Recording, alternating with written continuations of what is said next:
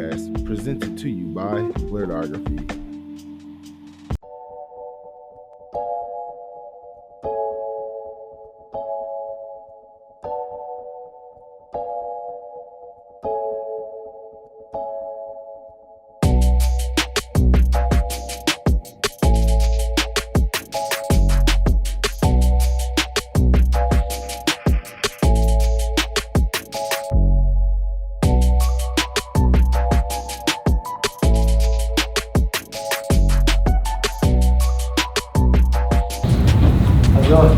Good. How are you? All right, JP versus the world. I wanted to ask you, how often do you thank your brother for getting you started down this path? Very often. Jonathan really was instrumental in me coming back to acting, and so I'm very close with my brother. He's a flight attendant now, and so he comes out to visit me pretty often in LA, and I go to visit him in Chicago, so it's good. Sweet.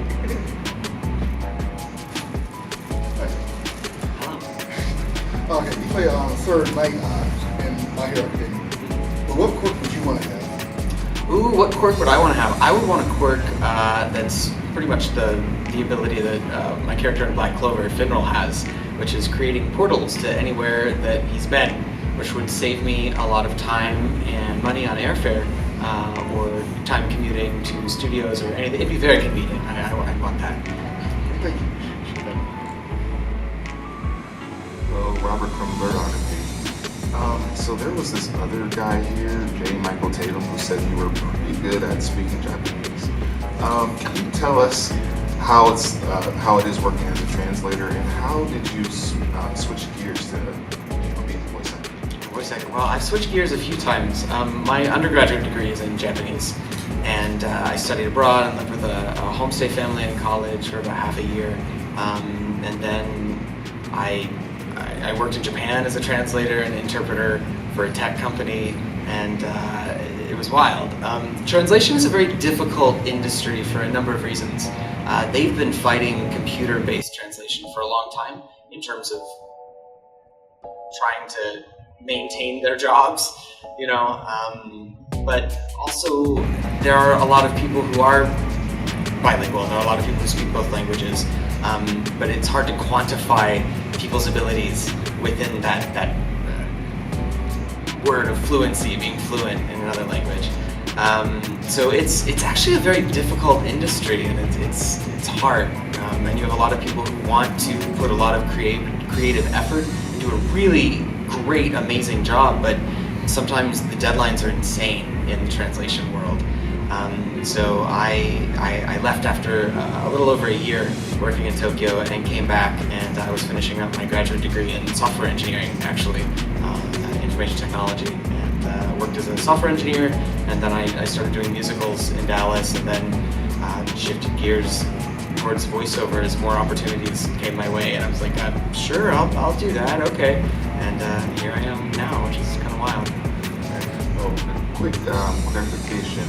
Was it strictly translation, or was it, translation and interpretation? It was interpretation too. I had worked on multiple projects. When I was in the office in Tokyo, I did translation. I was translating a book on a programming language, on programming simple video games. And then whenever the CEO would go on business trips or we would host events, I would fly with him, and I was his personal interpreter. So I did all kinds of crazy things. Like I interpreted for a startup event in San Francisco on Market Street.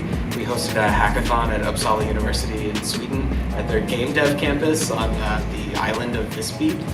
It was super cool, but interpreting is another beast. It's just a whole other beast, I should say. I adore interpreting. I actually prefer interpreting over translating, and interpreted for a lot of Japanese musicians at conventions like MomoCon. So I've interpreted for a bunch of Visual Kei bands, and Nobuo Uematsu, the Final Fantasy composer. I've interpreted for him several times, so it's great. Thank you so much. You're welcome. That J. Michael Tatum guy, he's pretty nice. I think to get along. He's pretty great. Now, you voice an upper room, an upper rank, Demon Slayer. But if you're on the other side, if you're a Hashira, which breathing would you go faster? Oh, that's a good question. Oh, which breathing? Oh, that's so hard. I think the first one that comes to mind is like the water, the water breathing, right? Like the whole waves and stuff. I like that aesthetic. I think it's pretty cool. So I choose that one. All right. So, hey, how you doing? Glenn Malone with Complete Authority. So, you have a really amazing track record, right? So I can't. So, tell me your experience or whatever one that's like popular anime right now, right? You know, Demon Slayer, Doctor Stone, or Black, whatever one, right?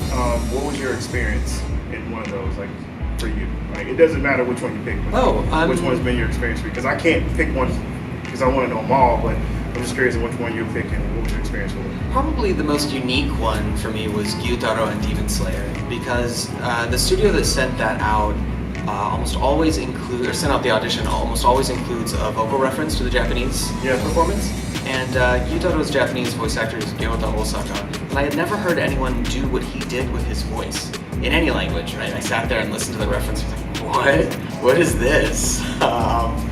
This is amazing. So I sat and I studied it for about 2 hours trying to figure out technically what he was doing with his voice. Okay. And it was the most time I've ever spent on a voiceover audition. I'm like walking around the house going like, oh, okay, so it's falsetto, but it's like vocal fry, but it's, what do we say? Okay, there it is, all right, so it was like that.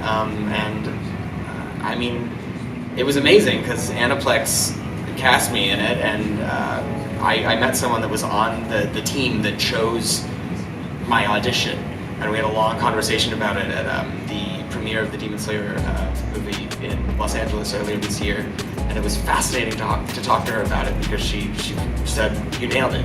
You're the only person who got what he was doing and like translated it well into an English performance. So it was really cool. Well, kudos to you, sir. Oh, thank you very much. Great job. Kudos. What anime world would you want to live in? What anime world would I want to live in? Ooh. That's an interesting question because all of them seem to have such like dangerous things going on in them. What anime world would I want to live in? That's a good question. I don't know, I think Black Clover would be kind of cool. Yeah. Black Clover.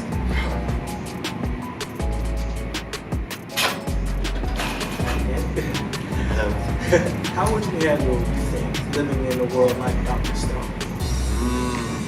How would I handle living in a world like Dr. Stone? I think it'd be very difficult for anyone of our time to live in the world of Dr. Stone without, like air conditioning. That would take an adjustment, right? I would definitely ally myself with the Kingdom of Science, and not just because they have cola. How would I handle it? I think it'd be a rough adjustment. I'd be okay after a while, but it would take some adjusting, definitely.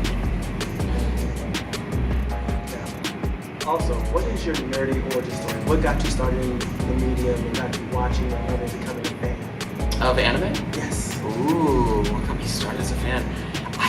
I can't remember a time in my life where there wasn't anime. I'm dating myself here, but I remember when I used to watch anime on TV on like local, I think like WB33 in Dallas when I was like 6 and 7. I watched Sailor Moon and like Dragon Ball when it aired on TV, like a while ago. But I think that's what got me started, and then I started watching anime on the Sci-Fi Channel. Yes. Sci-Fi, anyone remember? Yeah. Sci-Fi. Yep. I remember Saturday mornings they'd have all kinds of anime, and I remember watching like Armitage 3 and Record of Lodoss War and Fatal Fury, the movie. Like those are like classic anime to me. And so that kind of got me into it. And I was also like a die-hard Final Fantasy fan as a teenager. Like Final Fantasy 3, well, it was 3 in the States, 6 in Japan. Like that's the best one in my opinion, and I will die on that hill. Yes. Though all of them are incredible. But as I got older, I was like, yo, this media is really cool. And so I studied Japanese in college, and my big feat that I wanted to accomplish was I want to play Final Fantasy like 3, but in Japanese, like in the original language. And I did that, and it was cool. And here I am. you have a favorite quote from one of your characters? Oh, I have so many. So many. Let's see. I'm trying to think. There are so. I really like the way that Finral in Black Clover says over and over to his companions in the Black Bulls, "I am your superior." You know, as if to be like, you know, I outrank you. I shouldn't be having to deal with this. There's something about that line and his delivery that I think is hilarious.